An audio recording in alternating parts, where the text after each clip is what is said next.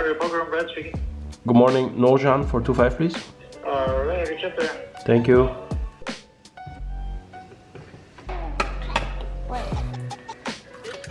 Yo! I did it! Good job. That's my banana on it. Banana too? Yeah? And the pancake? Yeah? Okay. It's slowly in it. Bye. Good luck, puppy. Not good luck.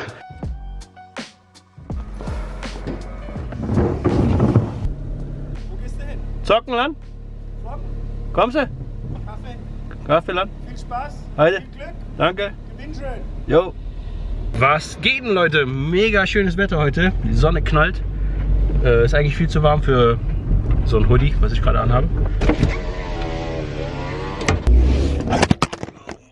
Ich fühle mich auf jeden Fall viel fitter heute. Habe aber jetzt schon über 10 Tage keinen Sport gemacht, was nicht so gut ist. Und da wir jetzt auch vorhaben, online zu spielen und Challenge und 100.000 machen und all so Sachen, denke ich, ist es mega wichtig, dass ich eine gute Routine reinkriege. Ich werde nicht so viel Zeit haben für Sport und Study und all so Sachen, aber auch selbst wenn ich nur jeden Tag irgendwie 20 Minuten reinkriegen sollte, passt das schon.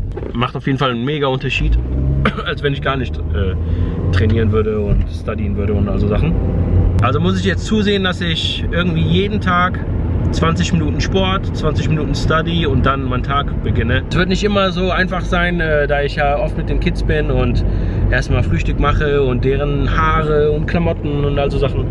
Das dauert immer eine ganze Weile, aber ja, Plan ist es auf jeden Fall, an einer Routine zu arbeiten, wo ich genug Sport reinkriege, genug Study reinkriege, Live-Grind reinkriege, ein bisschen Online-Grind reinkriege, mich um die Vlogs kümmern kann und zwischendurch noch ein paar Reels poste. Neben dem ganzen anderen Familienwahnsinn, den ich dann noch habe.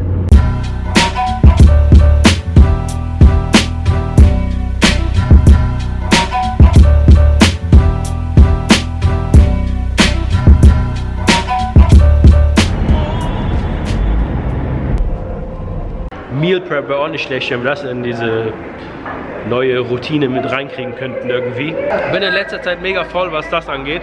Deswegen komme ich immer irgendwie, also früher hatte ich immer einen Rucksack dabei, aber ich habe da keinen Bock mehr drauf.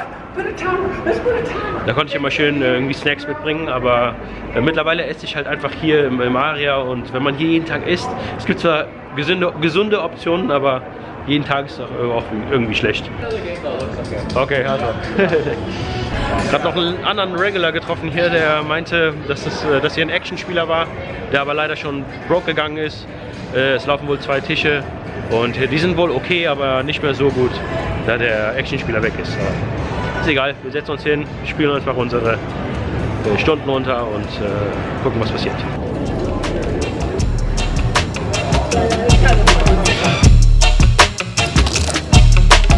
Bis jetzt 6 Stunden in der Session, kurze Pause.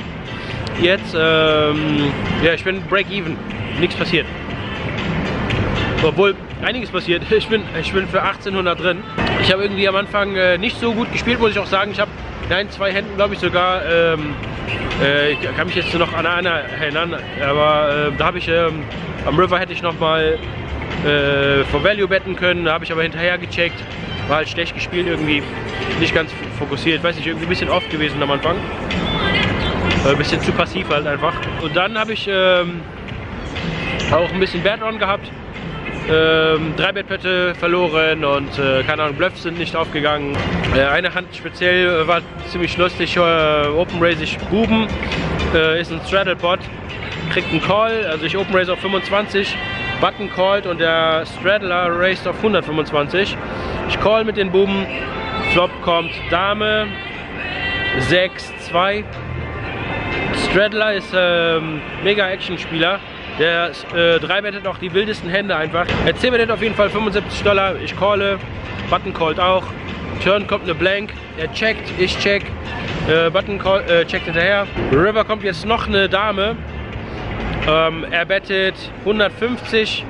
Ich call die 150 und Button folded. Und er hat Dame 4. Also Die Dame am Flop hatte uns schon gebiet, aber dass sie noch eine Dame jetzt am River kommt, die habe ich dann, ich kann mich noch daran erinnern, als die Dame runterkommt, die zweite Dame am River, dass ich mit mir selbst gesprochen habe und mir dann irgendwie gesagt habe, okay, die Dame hatte schon mal nicht. Und das war auch die einzige Overcard.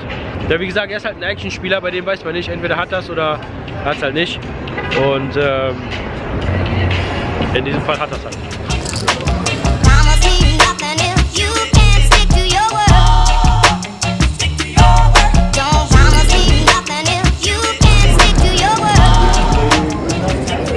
Thank you. I got it. Heute 8 Stunden und 50 Minuten gespielt. 10 Minuten länger als die Session von gestern. Und ich bin $1036 plus.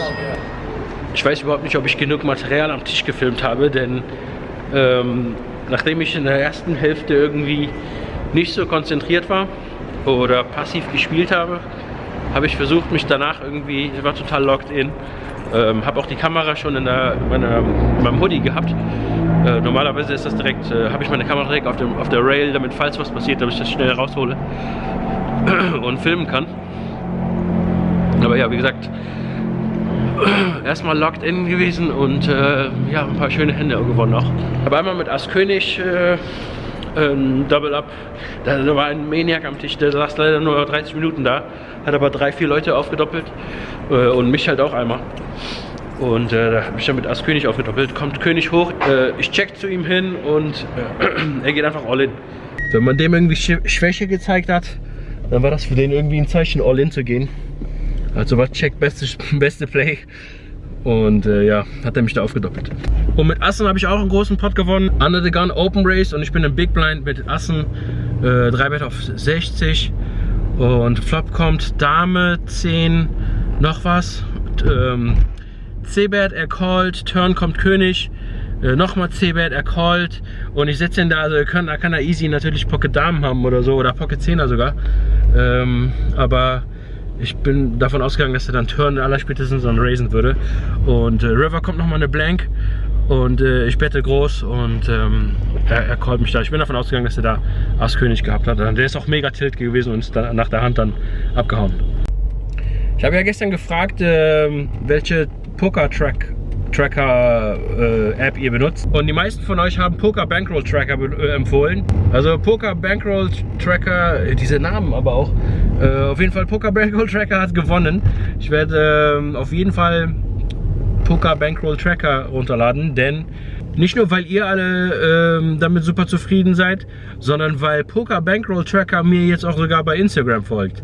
Also seit dem letzten Vlog gestern irgendwie, ich weiß nicht, was da, ob einer da Bescheid gegeben hat oder ob die meine Vlogs verfolgen, aber dass sie mir da folgen seit gestern ist auf jeden Fall ein mega Plus. Dass die Leute so aktiv sind in der Pokerszene und auch Vlogs gucken bzw. Instagrammer folgen und so Sachen. Finde ich mega gut. Also Poker Bankroll Tracker ab nächstes Jahr und dann machen wir die 100k Poker Bankroll Challenge und tracken dann alles mit Poker Bankroll Tracker.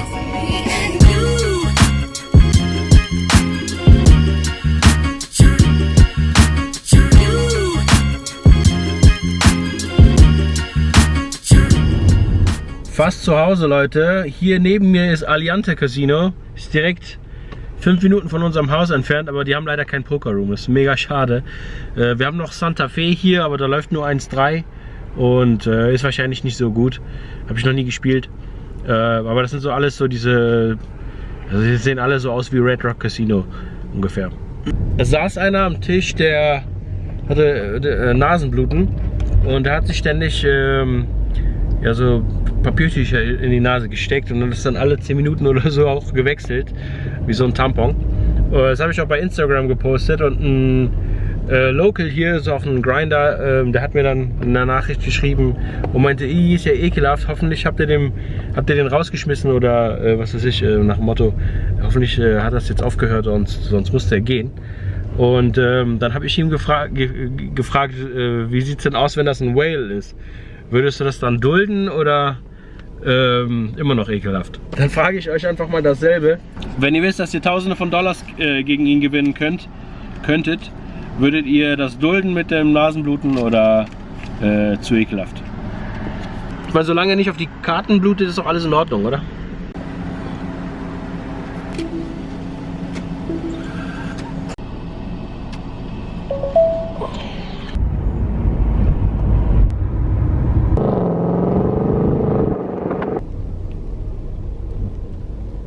Gerade 9 Stunden Live-Grind hinter mir und ob ihr es mir glaubt oder nicht, ich habe voll Bock online zu spielen jetzt. Kinder schlafen schon, erst noch ein paar Snacks, ein bisschen chillen, vielleicht eine Runde Counter-Strike erstmal und dann, glaube ich, eine Runde Coin-Poker.